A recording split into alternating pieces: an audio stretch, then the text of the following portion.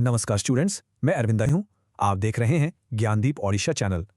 आज हम कंटिन्यू करेंगे BCom fourth semester major 9 auditing and corporate governance unit 1 introduction to auditing part 3।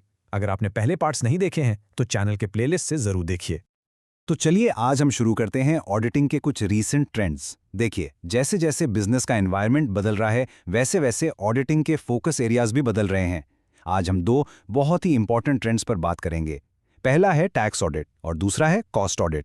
आइए इनको आगे डिटेल में समझें। ओके, तो इस स्लाइड पर एक नज़र डालिए। यहाँ हमें दोनों ऑडिट्स का एक शॉर्ट इंट्रोडक्शन मिल रहा है। पहले बात करते हैं टैक्स ऑडिट की। देखिए, ये इनकम टैक्स एक्ट के हिसाब से उन बिजनेसेस के लिए ज़रूरी है जिनका टर्नओवर एक सर्टेन लिमिट से ज़्यादा हो जाता है। इसका मेन काम क्या है? ये चेक करना कि टैक्स लॉस ठीक से फॉलो हो रहे हैं और बुक्स ऑफ अकाउंट्स सही सही बने हैं। और याद रखिए, ये ऑडिट सिर्फ एक प्रैक्टिसिंग चार्टर्ड अकाउंटेंट ही कर सकता है। इसके स्कोप में इनकम, डिडक्शंस सब कुछ चेक होता है। बेसिकली इसका पूरा फोकस टैक्स की चोरी को रोकना है।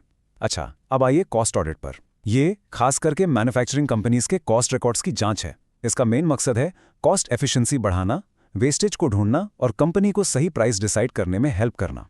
ये कंपनीज एक्ट के अंडर आता है। आज के टाइम में इसका फोकस कॉस्ट कंट्रोल और रिसोर्सेज के बेस्ट यूज पर बहुत ज्यादा बढ़ गया है। तो चलिए अब एक एक करके इनको डिटेल में समझते हैं। सबसे पहले शुरू करते हैं टैक्स ऑडिट से। इसका आखिर मतलब क्या है और इसका लीगल बेसिस क्या है? तो व्हाट इज टैक्स ऑडिट? बिल्कुल सिंपल शब्दों में, टैक्स ऑडिट किसी भी बिजनेस या प्रोफेशन के बुक्स ऑफ अकाउंट्स का एक डिटेल्ड एग्जामिनेशन है। इस पूरी जांच पड़ताल का मकसद 3 चीजें कंफर्म करना है। नंबर 1 कि सारे अकाउंट्स ठीक तरीके से मेंटेन किए गए हैं। नंबर 2 जो इनकम बताई गई है उसकी कैलकुलेशन बिल्कुल सही है। और नंबर 3 कि इनकम टैक्स एक्ट के जितने भी रूल्स एंड रेगुलेशंस हैं उन सबको ठीक से फॉलो किया गया है। अब इस स्लाइड पर जो 2 पॉइंट्स हैं उन्हें नोट कर लीजिए। एग्जाम के पॉइंट ऑफ व्यू से ये बहुत जरूरी हैं। हमेशा याद रखिए, टैक्स ऑडिट को गवर्न करता है section 44AB of the income tax act 1961। ये सेक्शन नंबर आपको बिल्कुल याद रखना है। और दूसरा पॉइंट, ये ऑडिट कौन कर सकता है? सिर्फ और सिर्फ एक क्वालिफाइड चार्टर्ड अकाउंटेंट यानी CA, बस। अच्छा, अब टैक्स ऑडिट के कैरेक्टरिस्टिक्स यानी उसकी विशेषताएं देखते हैं। पहला है स्टैट्यूटरी ऑडिट। देखिए, स्टैट्यूटरी वर्ड स्टैट्यूट से बना है जिसका मतलब होता है लॉ।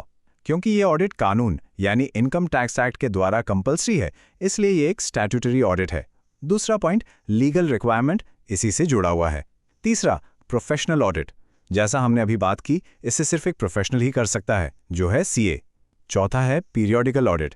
इसका मतलब ये हर साल होता है, एक पर्टिकुलर पीरियड के लिए जो कि फाइनेंशियल ईयर होता है। पांचवा, वेरिफिकेशन बेस्ड। इसमें ऑडिटर आपके सारे डॉक्यूमेंट्स जैसे बिल्स, वाउचर्स को वेरीफाई करता है। और आखिरी, कंप्लायंस ओरिएंटेड। इसका मेन फोकस ये देखना है कि टैक्स के लॉस का कंप्लायंस यानी पालन ठीक से हो रहा है या नहीं। तो अब सवाल ये है कि टैक्स ऑडिट करवाना किसके लिए जरूरी है? इसकी एप्लीकेबिलिटी को समझिए। यहाँ 2 केसेस हैं। अगर आपका बिजनेस है और आपका साल का टोटल टर्नओवर 1 करोड़ रुपए से ज्यादा है तो आपको टैक्स ऑडिट करवाना पड़ेगा। हाँ, इसमें एक कंडीशन है। अगर आपके टोटल कैश रिसीट्स 5% से कम है तो ये लिमिट 1 करोड़ से बढ़कर 10 करोड़ हो जाती है। और अगर आप प्रोफेशन में हैं जैसे कोई डॉक्टर या लॉयर, तो अगर आपकी साल की ग्रॉस रिसीट्स 50 लाख से ज्यादा हैं तो आपके लिए टैक्स ऑडिट जरूरी है। इसके अलावा एक और केस है, अगर कोई प्रिजेम्प्टिव टैक्सेशन स्कीम से बाहर आना चाहता है तो उसको भी टैक्स ऑडिट करवाना पड़ता है। ठीक है, तो हमने ये समझ लिया कि टैक्स ऑडिट क्या है और किसके लिए है।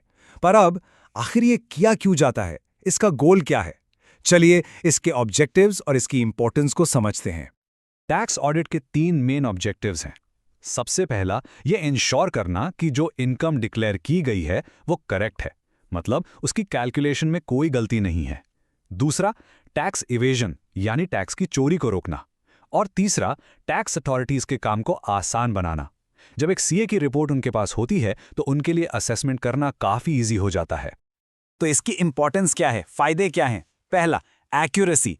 ऑडिट से कैलकुलेशन की गलतियां कम हो जाती हैं। दूसरा, डिसिप्लिन। जब एक बिजनेसमैन को पता है कि उसके अकाउंट्स चेक होंगे तो वो शुरू से ही रिकॉर्ड्स ठीक से मेंटेन करता है, एक डिसिप्लिन आ जाता है। तीसरा, क्रेडिबिलिटी। जब आपके अकाउंट्स ऑडिटेड होते हैं तो बैंक्स और इन्वेस्टर्स आप पर ज्यादा भरोसा करते हैं, लोन मिलने में आसानी होती है। और चौथा, इससे गवर्नमेंट को हेल्प मिलती है, सही टैक्स कलेक्शन होता है जो देश के काम आता है। तो आखिर टैक्स ऑडिट आजकल इतना इंपॉर्टेंट ट्रेंड क्यों बन गया है? इसके पीछे 4 सिंपल रीजंस हैं। पहला, टैक्स के कानून दिन ब दिन कॉम्प्लेक्स होते जा रहे हैं, इसलिए एक एक्सपर्ट की जरूरत पड़ती है। दूसरा, बिजनेस का साइज और एक्टिविटीज बहुत बढ़ गए हैं। तीसरा, अब हर जगह ट्रांसपेरेंसी की मांग है। और चौथा, ऑडिटिंग का फोकस अब सिर्फ ट्रू एंड फेयर से हटकर लीगल कंप्लायंस पर ज्यादा शिफ्ट हो गया है। चलिए अब एक बहुत कॉमन डाउट क्लियर करते हैं। फाइनेंशियल ऑडिट और टैक्स ऑडिट में फर्क क्या है? देखिए, फाइनेंशियल ऑडिट का पर्पस होता है ट्रू एंड फेयर व्यू देना, और ये कंपनीज एक्ट के अंडर होता है। इसकी रिपोर्ट को ऑडिट रिपोर्ट कहते हैं। वहीं टैक्स ऑडिट का पर्पस है टैक्स कंप्लायंस चेक करना। ये इनकम टैक्स एक्ट के अंदर होता है और इसकी रिपोर्ट एक स्पेसिफिक फॉर्म 3CD में जाती है। तो इनका पर्पस, कानून, रिपोर्ट सब अलग है। ओके, तो कॉस्ट ऑडिट शुरू करने से पहले एक बार जल्दी से रिवाइज कर लेते हैं कि हमने टैक्स ऑडिट में क्या क्या पढ़ा। हमने इसका मीनिंग और सेक्शन 44AB समझा, इसके 6 कैरेक्टरिस्टिक्स देखे, इसकी एप्लीकेबिलिटी को जाना, इसके ऑब्जेक्टिव्स और इंपॉर्टेंस पर बात की, और आखिर में इसका फाइनेंशियल ऑडिट से कंपैरिजन किया। क्लियर है? चलिए आगे बढ़ते हैं। चलिए अब आते हैं हम अपने दूसरे मॉडर्न ट्रेंड पर, जो है कॉस्ट ऑडिट। अब हम इसको डिटेल में समझेंगे, इसका पर्पस क्या है और इसकी क्या क्या कैरेक्टरिस्टिक्स हैं। तो कॉस्ट ऑडिट क्या है? आसान भाषा में ये कंपनी के कॉस्ट रिकॉर्ड्स और कॉस्ट अकाउंट्स का वेरिफिकेशन है। मतलब ये चेक करना कि कॉस्ट से जुड़ा सारा डेटा सही है या नहीं। ICAI ने भी इसकी एक फॉर्मल डेफिनेशन दी है। लेकिन इन सब का जो आखिरी मकसद है, जो इसका कोर पर्पस है, वो है कॉस्ट कंट्रोल और एफिशिएंसी। मतलब खर्चों को कंट्रोल में रखना और कंपनी की काम करने की क्षमता को बढ़ाना। चलिए अब इसके कैरेक्टरिस्टिक्स को देखते हैं। पहला पॉइंट बड़ा इंटरेस्टिंग है, स्टैट्यूटरी वर्सेस नॉन स्टैट्यूटरी। मतलब कुछ कंपनीज के लिए कॉस्ट ऑडिट कानून के हिसाब से जरूरी है, जबकि बाकी कंपनीज इसे अपनी मर्जी से अपने फायदे के लिए करवा सकती हैं। दूसरा, ये एफिशिएंसी ओरिएंटेड है। इसका फोकस गलतियां पकड़ने से ज्यादा एफिशिएंसी बढ़ाने पर होता है। तीसरा, ये एक कंटिन्यूअस प्रोसेस है जो साल भर चलता रहता है। चौथा, ये मैनेजमेंट ओरिएंटेड है।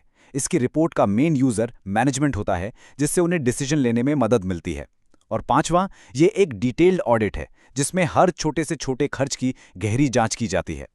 ठीक है, अब आगे बढ़ते हैं। अब हम देखेंगे कि कॉस्ट ऑडिट के मेन ऑब्जेक्टिव्स क्या हैं और इसका स्कोप यानी इसका दायरा कितना बड़ा है। कॉस्ट ऑडिट के ऑब्जेक्टिव्स काफी सारे हैं। आइए एक एक करके देखते हैं। पहला, कॉस्ट रिकॉर्ड सही हैं या नहीं, ये वेरीफाई करना। दूसरा, ये देखना कि कंपनी में कॉस्ट अकाउंटिंग का सिस्टम अच्छा है या नहीं।